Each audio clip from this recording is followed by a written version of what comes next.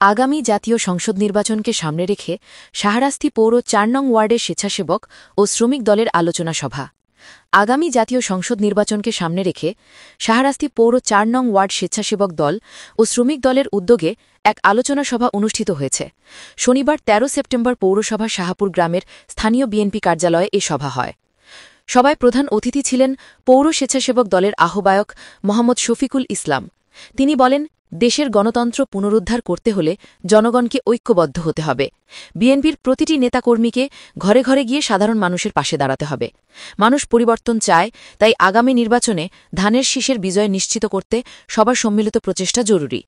বিশেষ অতিথি হিসেবে উপস্থিত ছিলেন শাহরাস্তি পৌর বিএনপি সহ সভাপতি শফিকুর রহমান বাচ্চু, পৌর যুবদল নেতা শামীম, পৌর স্বেচ্ছাসেবক দলের যুগ্ম আহ্বায়ক জাবের মাহমুদ, পৌর স্বেচ্ছাসেবক নেতা এম.এস. শামীম, পৌর শ্রমিক দলের আহ্বায়ক আব্দুল খালেক, শ্রমিক দল নেতা মনির হোসেন প্রমুখ। সভায় সভাপতিত্ব করেন পৌর ৪ নং ওয়ার্ড বিএনপি সভাপতি জাহাঙ্গীর আলম।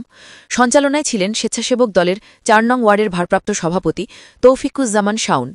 এছাড়াও উপস্থিত ছিলেন স্বেচ্ছাসেবক দলের মোহাম্মদ সোহরাব হোসেন, মোহাম্মদ দিদারুল ইসলাম বাবু, মোহাম্মদ রাজিবুল হাসান, মোহাম্মদ ফয়েজুল ইসলাম জিসান, মোহাম্মদ শিহাব হোসেন তুহিন, মোহাম্মদ বিল্লাল হোসেন সুমন, মোহাম্মদ রিপন পাটোয়ারি, শ্রমিক দলের মোহাম্মদ বাহার উদ্দিন, মোহাম্মদ আলমগীর হোসেন, মোহাম্মদ রহিম, মোহাম্মদ শামসুল হক, মোহাম্মদ জামাল হোসেন, মোহাম্মদ খোকন, আব্দুল মান্নান, ৫ নং ওয়ার্ড যুবদলের সাধারণ সম্পাদক মনির হোসেন এবং ৫ নং ওয়ার্ড স্বেচ্ছাসেবক দলের সহ সভাপতি মোহাম্মদ শাকিল সহ আরও অনেকে।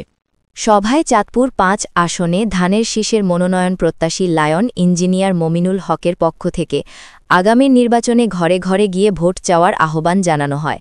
দলীয় নেতা কর্মীদের প্রতি ধৈর্য ও ঐক্য বজায় রাখার পরামর্শ দেন বক্তারা।